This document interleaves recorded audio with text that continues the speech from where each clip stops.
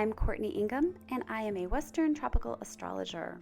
I offer weekly astrology reports every Monday featuring the planetary and lunar energies for the week ahead. All times mentioned are in Eastern Standard Time. Becoming a subscriber is free, and all subscribers get additional free content. Becoming a paid subscriber is only $5 a month and helps to support this podcast. Paid subscribers receive discounts off of my readings and other offerings. Enjoy the show.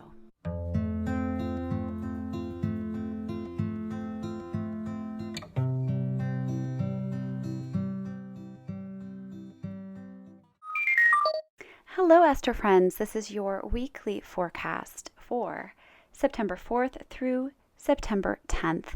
And as this is the beginning of September, I'll quickly go over the big energies that we're going to be having for this month.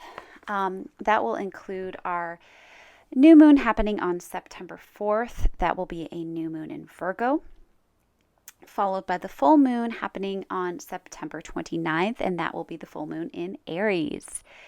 We have the big energy of Venus having stationed direct yesterday on the 3rd of September. I'll talk a bit about that today in the forecast. We also have Jupiter stationing retrograde, which happened today, the 4th of September. And Mercury will be stationing direct on the 15th, which is the day after the new moon. We will have the Sun join Mars in the sign of Libra on September 23rd. And I was looking at my Honeycomb Collective personal astrological almanac. I love this thing. This is what I use to talk about the transits. It also goes into my personal transits, which are super lit up this week with the Venus and Jupiter energies. I'll talk a little bit about that. But also it gives us this really great guide to the plant energies that support each of the signs. And for Virgo, what I want to mention is valerian. Valerian is a plant that you can look to support that Virgo energy. It makes a lot of sense if you know about valerian, which is oftentimes taken before sleep to help relax and get a restful night's sleep. And it makes sense with Virgo being ruled by Mercury that would be very helpful to ease the mind, quiet the mind before bed. That might be something to look into. It's a very gentle remedy. Actually, it's in a lot of children's formulas. And the crystal that actually resonated with me to share with you for this Virgo energy is sodalite. And I find sodalite to be very calming. I have a lot of sodalite. I enjoy holding it, using it to calm myself. And that is something that I think you can tap into if you're interested. We do have the energies of the Pisces full moon. I do have a video on that if you'd like to check it out. That will be in effect until the new moon happening on the 14th, when we'll then integrate that energy. But if you wanted to work with, and actually if you're local, check out Little Alchemy, which is a sweet esoteric crystal shop in Cuba, New York. Myself and some of my other little helper elf friends set up a beautiful Pisces full moon altar with tarot cards and crystals and teas and all kinds of goodies to support the energies around this Pisces full moon that you can utilize. It's definitely a great time to work with your dream state for sure. And if you want to learn more, go ahead and check out my Pisces full moon video. I want to start by talking, as I always do, about the lunations for this week.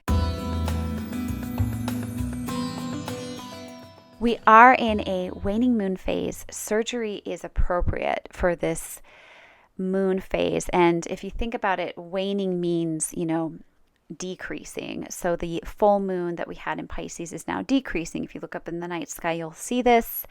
And so doing things that decrease us are supported in this energy, which is why surgery is supported. Of course, you do not want to have surgery on a body part ruled by wherever the moon is.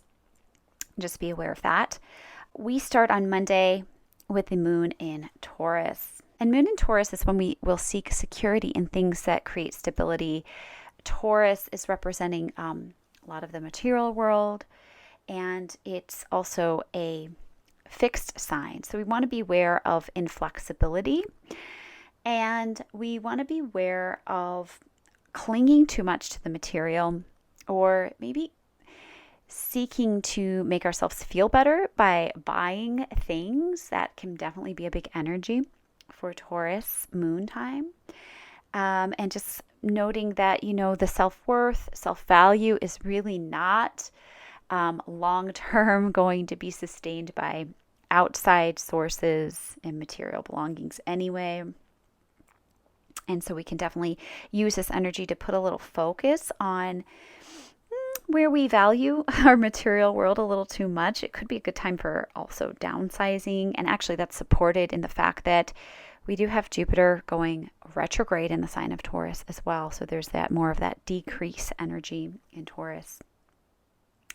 On Tuesday, we have the moon entering Gemini. This is a very social sign. If you're planning on getting together with friends, that's great energy for that. It's a great energy to do anything sort of spontaneous or to really assess what needs to change in your life.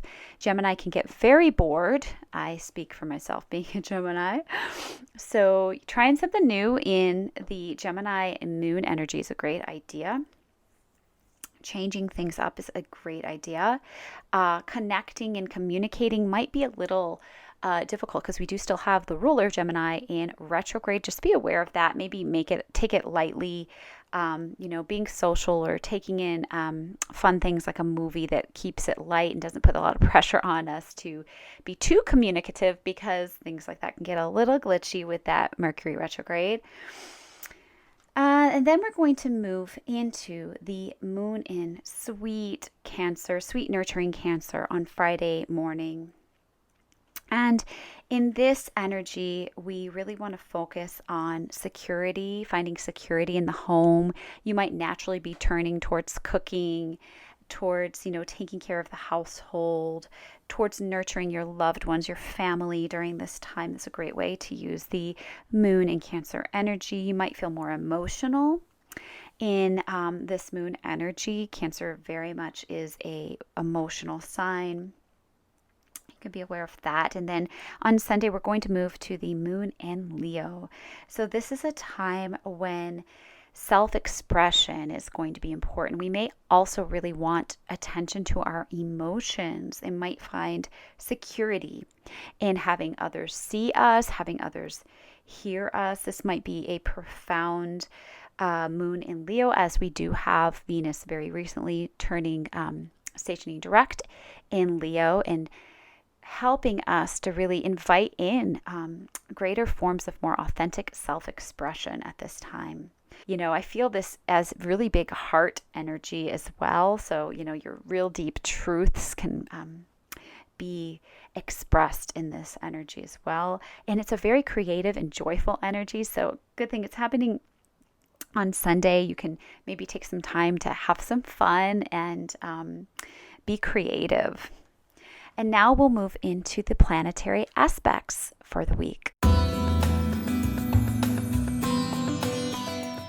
The big energies of this week come with Venus stationing direct. She will be having her pause and picking up momentum. So there's more of a slowness in this direct stationing to begin with. But it is, as I mentioned on a reel that I did with an Instagram, a great time to pause and make note of all of the things that were brought to us during this Venus retrograde period. I feel like that was a big one. There was a lot of relationship stuff that just kind of came up and helped us to move past patterns and to really shine a light on what it is that we need to heal in order to really enter these deeper forms of self-expression, these more authentic forms of expression, and let ourselves shine. And so you're probably a lot more aware of this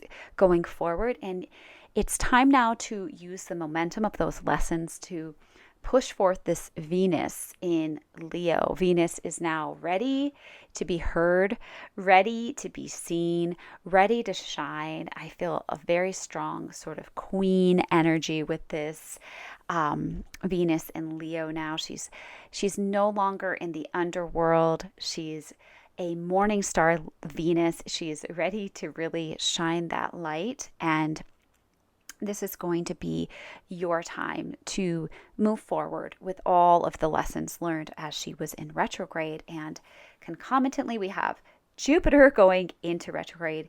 And as I mentioned in my reel on Instagram, these two planets are very much linked in the fact that in less than 24 hours, we have one planet coming out of retrograde into its pause, and then Jupiter is going into its retrograde and starts in this pause. It's going to be retrograding from the degree points of 15 to 5 degrees of Taurus. This happens to be all over all of my planets in Taurus. So I have my Venus at the exact degree point where Jupiter is stationing retrograde, and it's basically going to cover in retrograde my planets that are in Taurus.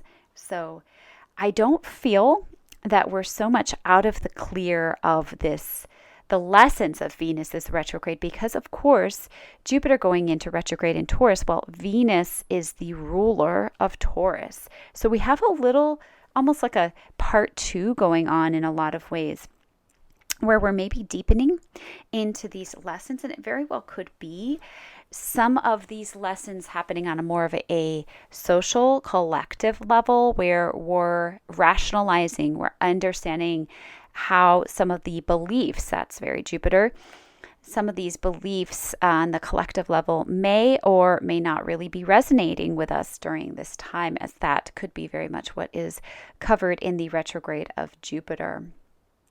So this would be a very good time to just be open to reflecting upon, maybe ways that we've joined the bandwagon and haven't fully really been on board, and maybe even reflecting upon whether or not we are going to do that in the future, or where things have changed for us specifically in regards to collective beliefs. So the moon is making a conjunction. It is going to be exact a few hours later in the same day at 15 degrees, 35 minutes of Taurus, exact with Jupiter. It's definitely going to be highlighting our feelings. Big feelings can very much come up in this energy. Big feelings around our beliefs, around the collective beliefs, can be highlighted at this time. And I definitely feel that that could thematically be one of the big things that plays out during this retrograde period as well. Now, Jupiter retrograding in Taurus, this is very much a decrease going on around these Taurus themes. This could be becoming more financially solvent, really looking at where you can reduce your spending, where you can maybe reduce the material belongings that you have around you, which, the clutter that's going on in your life at this time may need to really be something that you cut back on. It's where we get very practical, Taurus being a very practical sign, about what it is that we have in our lives and what we're bringing in. And we could also be very practical about our belief systems, as Jupiter very much is going to cover our belief systems at this time. We could really kind of draw back during this time, reflect upon them, and even maybe decide what things are not serving us, what beliefs are really not resonating with us anymore. On Wednesday, we have a Mercury Cazimi. That means that we have Mercury exact the Sun. The Sun is in Virgo, and Mercury retrograde will be exact the Sun at 13 degrees of Virgo. And this will maybe call in a harmonization with our Virgo energies. We may feel very much like we have the inspiration to get clear Mercury on something and mentally sort some things out during this time. These Virgo energies will be very strong for us, and we may call to really on a mental level get that clarity, that organization, and that understanding that Virgo can really help us call in. The next big aspect is happening on Friday when we have the Sun in Virgo trining with Jupiter retrograde in Taurus. This is where we can really call in abundance or even support for bringing in the luxuries and the sensual qualities to our life. We may really want to surround ourselves with details of beauty. And this could be a great opportunity to pull this in and look at the house that this is happening for you to kind of get a little bit more of an idea on where these blessings could be coming in for you.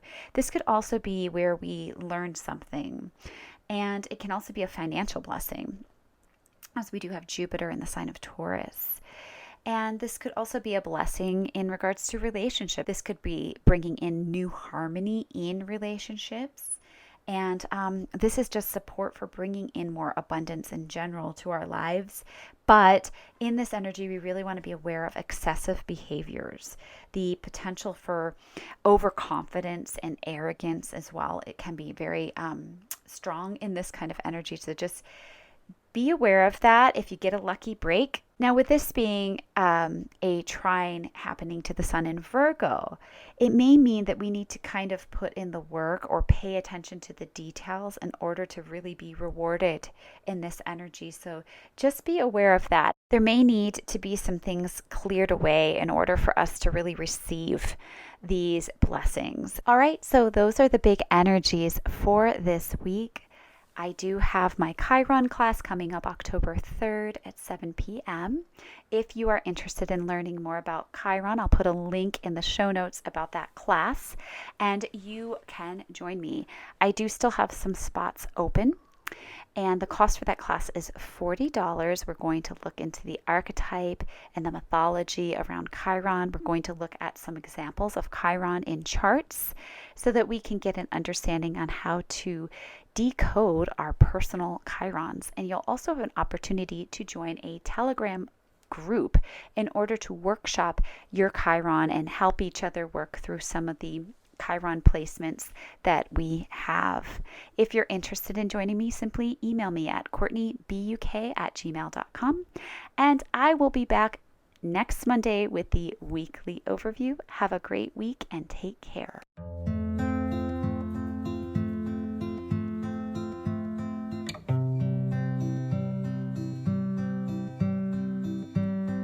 Thank you so much for joining me for this podcast. And if you have any comments you'd like to leave, I enjoy hearing from you and would love to communicate with you in the comments to hear how the energies are landing for you. And if you happen to have a friend who you think will enjoy this podcast, please do share it with them. I'm back every Monday with your weekly overview on my Substack account at courtneyingham.substack.com.